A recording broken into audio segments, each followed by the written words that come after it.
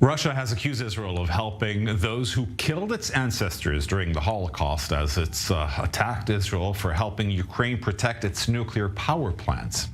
If only the ancestors of Israel's current political elite knew that their direct descendants would sponsor a regime that glorifies their executioners and Holocaust ideologists, the Russian Foreign Ministry spokeswoman wrote on her Telegram account.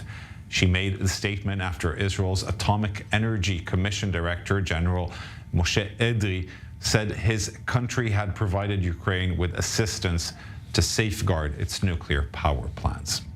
We're now joined by Professor Zeev Khanin. He's a professor of political science at Bar-Ilan and Ariel universities. Thank you very much for being with us. Now, Israel has been very cautious about the type of assistance it provides Ukraine, with an eye to maintaining relations with Russia, whose military sits on its northern border. Is Israel doing much more than we know to help Ukraine confidentially? We saw the big hug the head of Mossad received last week at the UN from Zelensky. Well, we had no doubt from the beginning of the war that Israel is doing much more than it is proclaimed and declared. However, the most Israel is doing doesn't reach, unfortunately, the minimum of Ukrainian requirements. And despite of official support in humanitarian cases, defense tools, and so on and so forth, and of course the thousands of Israeli volunteers that help Ukrainian refugees in Eastern Europe and in Ukraine and in Israel. So despite that, probably in Kiev expected much more. And first of all, they expected that Israel, and even demanded that Israel will provide Ukraine with a little weapons. However, we can see that the truth is somewhere in between. Humanitarian aid and diplomatic support and political support is doing openly, and the other things are being done on the or behind the blankets. However,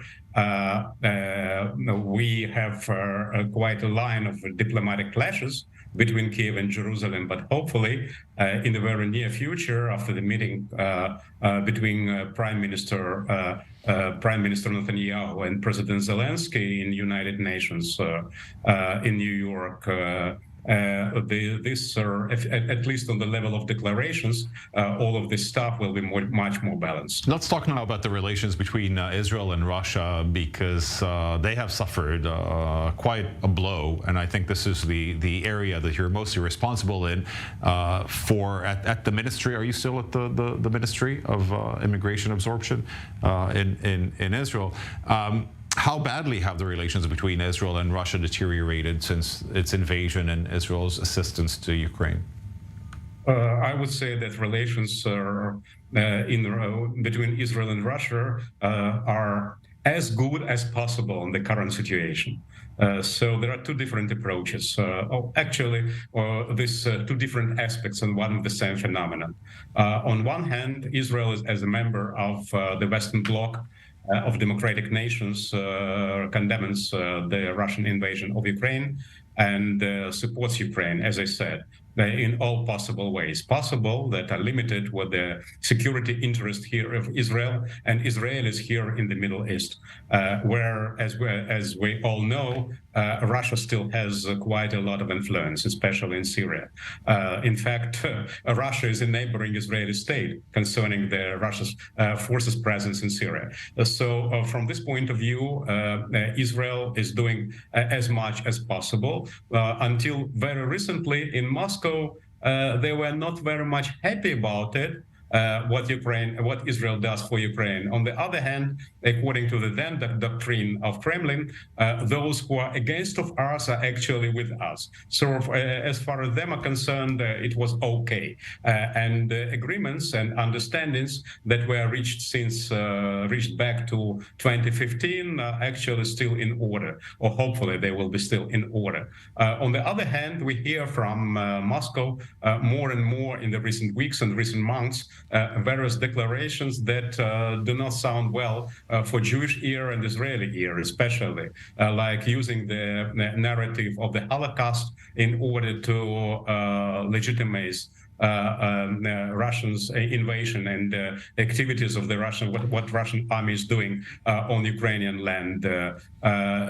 Declarations that so I want to follow up on that. If it were any other country, Professor, then Israel would have blamed it in anti-Semitism. But it doesn't seem to be the case with Russia at the moment, at least not with this recent remark. I would agree with you totally. On the one hand, so why is that? Is Israel so afraid of Russia and of Putin that it cannot stand against anti-Semitism? Excuse me? I'm saying, is Israel so afraid of Russia and Putin that it cannot stand against anti-Semitism? I see. I believe that the word afraid is not the exact definition. However, Israel is cautious in concerning the destiny of about 500,000 strong Russian Jewish community, meaning Jews and their family members that are eligible to make Aliyah according to the law of return.